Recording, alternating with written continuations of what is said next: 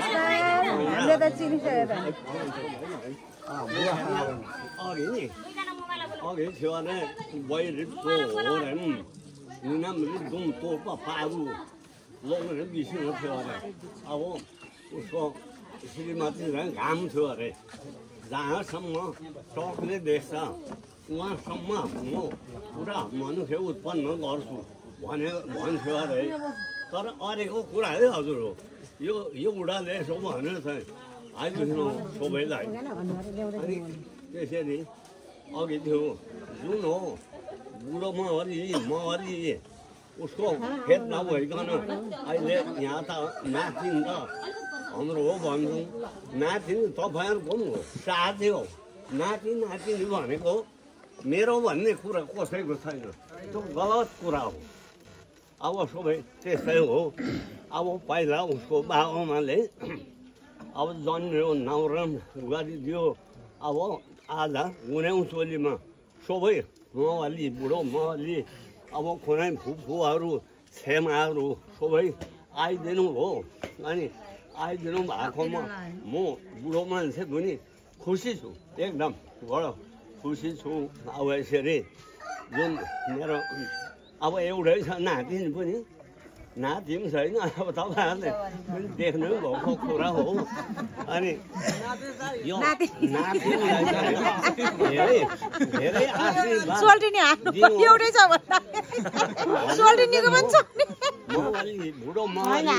हाम्रो जोड्नु भन्दा कति छ गर्नु भ्याउनुहुन्न नि खेमा जेमा कुनै अरू दिदी बहिनीले भन्यो आउनेले आशीर्वाद दिनु होला यो बत्ती साँची राखी म बुढोले म धेरै जान्दैन पनि ल मैले यहीँसम्म भने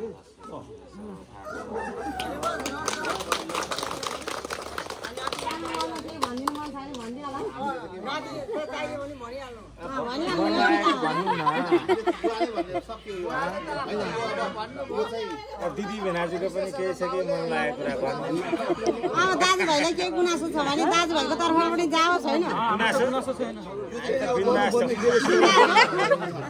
हामीलाई त्यस्तो केही छैन होइन गुनासो अब थाहा छैन यति आएर सिक्न पाइरहेछ त्यति नै हो यहाँ सबैजना आइदिनु भयो होइन अब मावली चाहिँ भान्जीलाई आशीर्वाद दिन आइदिनु भयो अनि धेरै धेरै आशीर्वाद दिनु भनेर माइजूहरूलाई चाहिँ यो चाहिँ यसो केही पनि होइन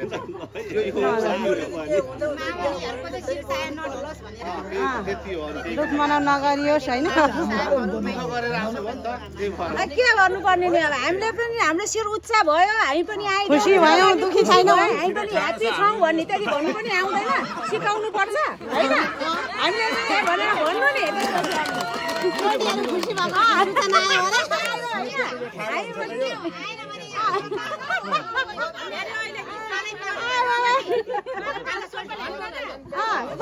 सोल्टीहरूलाई ल्याउनु अगाडि फेरि बोल्नै पाइन मैले भन्यो भने गुनासो होइन भनिकन पछि गर्नु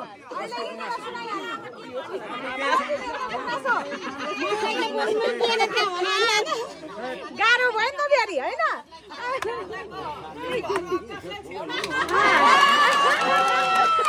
तिमीहरू आशीर्वाद दे न भान्जीलाई सबैहरू सुन्ने गरेर दिनु पर्यो नि त उहाँहरूले भने जस्तो होइन भोलि के गुनासो गर्ने हो कि अब आएका छन् होइन जेठो बाठो मान्छेले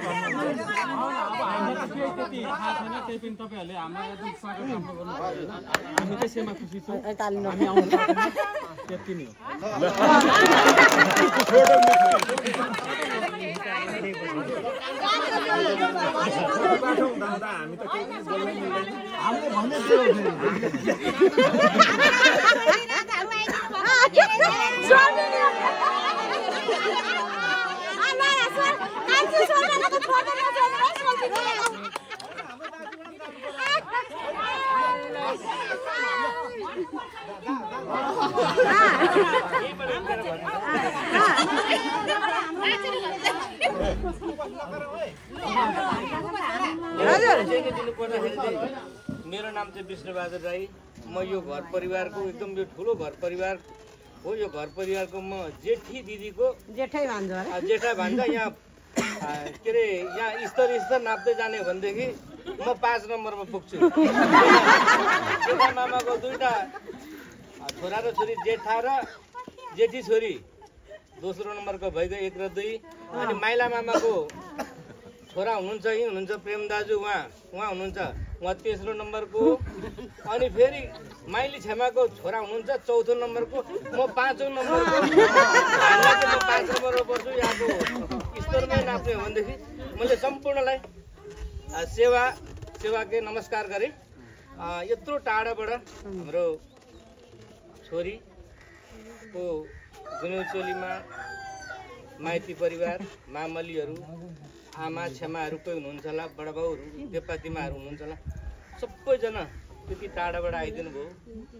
एकदम हामी खुसी छौँ।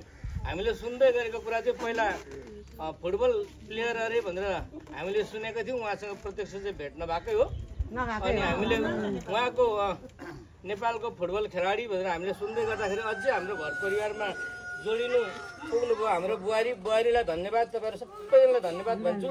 सर्लाहीबाट यसरी तपाईँहरू यो ठुलो मन राखेर आउनुभयो। हाम्रो हल्दीबारी गाउँपालिका यो 3 नम्बर वार्ड पर्छ। 3 नम्बर वार्डमा अब कतिजना पहिले आउनु भएको थिएन होला, बिहेमा पनि आउनु भएको थिएन भने आउनुभयो, फेरि पहिला पनि आउनु भएको थिएन, दोहोऱ्याएर आउनुभयो। सबैजनालाई धन्यवाद भन्छु। यो कार्यक्रम अझमै राम्रो तरिकाले, अनि यो एउटा संस्कार हो, यो संस्कारलाई पनि तपाईँहरूले स्वीकार्नुभयो। मामली परिवारहरू यहाँ आइदिँदाखेरि हाम्रो पनि शिर उच्च भयो। तपाईँहरूको झन् यो सगरमाथाको के भन्छ हिमालको हिउँभन्दा पनि अझै अग्लो भयो होला भनेर हामीले सोचेका छौँ।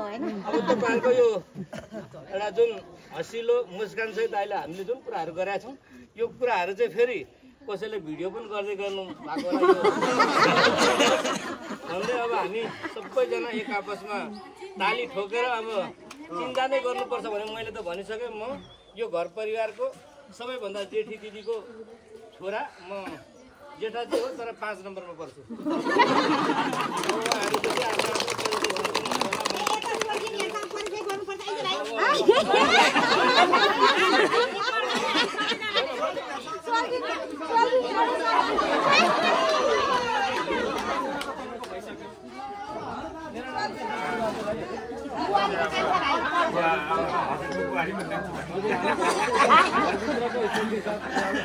सबै सोल्टिनी यहाँ पनि भित्रको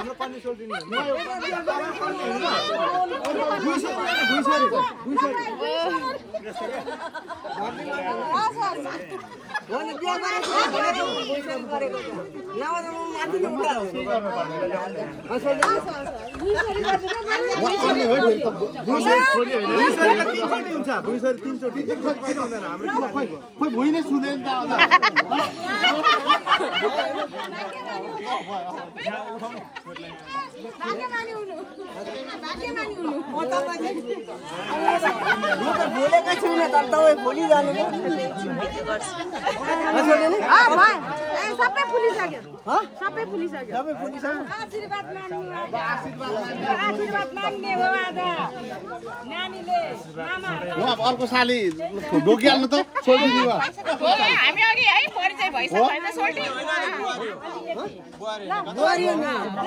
हामीले धेरै दिइसक्यौँ है छोरी अलिक खाइदिनु पर्यो खोइ पक्नु है त